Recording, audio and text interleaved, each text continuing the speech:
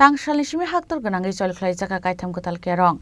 Abon Bagai Tangshala Agortala West Women's Tanao Klaisaka Kaisa Awareness Panda. Pando Manjone Police Osomarokno, Kutal Kerong no Tui, Shaikunaraka West Prahangoni SP Kiran Kumar Ke. Abu Haikino Ashalo, Kaitam Kutal Kerong, Chol Klaisak Monotui, Razakor Agulin Laharo Klaisaka Kaisarali. पूरा criminal justice system को modernise कर देगा और उसमें justice का जो process है वो भी जल्दी एक्सपीडिएट होने का भी प्रोसेस है। इसमें आप लोग देख सकते हैं कि ज़्यादा से ज़्यादा विक्टिम सेंट्रिक अप्रोच है। जो क्राइम से जो पीड़ित होता है उनके लिए ज़्यादा प्रोटेक्शन है इसमें।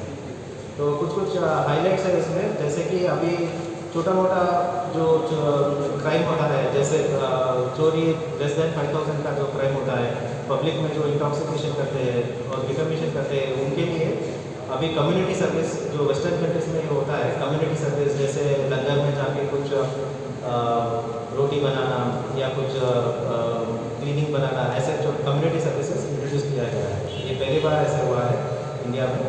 उसके बाद कुछ स्ट्रिक्ट सेक्शंस भी है, जैसे कि 12 साल का जो बच्ची है उसको अगर उससे लेस हुआ 12 साल से जो लेस एज का जो बच्ची का अगर रेप हो गया तो उसमें डेथ पेनल्टी का भी प्रोविजन है।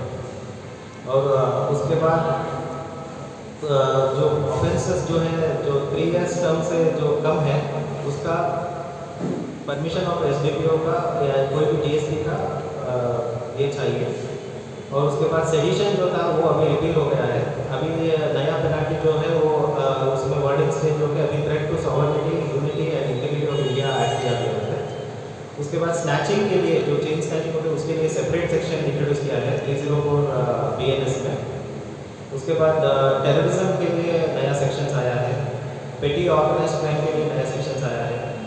आखिरी अगर कोई टेररिस्ट को कोई किसी ने उसके घर में रखा या कोई सपोर्ट किया उसके लिए भी पनिशमेंट आया है। और उसके लिए SP का परमिशन लेके भी केस देना है। उसके बाद मॉब लिंचिंग के लिए अभी जो भी लिंचिंग जो इंसिडेंट जो होता है कम्युनल कोई हो सकता है, जो भी होता है उसके लिए भी स्पेशल प्रोविजन आया है। उसके अलावा हमारा जो CRPC बहुत आउटडेटेड था 1973 का, अभी लेटेस्ट BNSS उसको रिप्लेस कर रहा है। इसमें बहुत सारा टेक्नोलॉजी के ऊपर और फोरेंसिक साइंस के ऊपर फोकस किया हुआ है। इसमें एक 0 FIR पहले से था, अभी इसका एक्सक्लूसिव प्रोविजन दिया है 173 BNSS में। कोई भी कहीं से भी 0 FIR लॉन्च कर सकता है। और EFIR का एक नया टर्म यूज़ किया है, इसमें कोई भी जो मीडिया है उसमें मोबाइल या ईमेल, व्हाट्सएप कहीं से भी EFIR कोई एक आदमी जो है कहीं से भी लॉन्च कर सकता है। और सेक्शन 530 ऑफ BNSS बहुत इंपॉर्टेंट है। इसमें ऑल ट्रायल्स इन्वेस्टिगेशन प्रोसीडिंग्स इसमें इलेक्ट्रॉनिक मोड में भी करने का एक सुविधा दिया हुआ है। उसके बाद पुलिस को प्रॉपर्टी अटैच करना जो क्रिमिनल है उसका भी क्लियरली प्रोविजंस और गाइडलाइंस और प्रोसीजर दिया हुआ है। और हमको पुलिस को बोला गया है कि आयोग within 90 days of lodging of complaint litigant को उसका प्रोग्रेस ऑफ इन्वेस्टिगेशन बोलना है। ये बहुत ही जो विक्टिम है उसको बहुत अच्छा से जस्टिस मिलेगा कि उसका केस में क्या हो रहा है, ये सब अपडेट उनको अभी मैंडेटली पुलिस को देना पड़ेगा।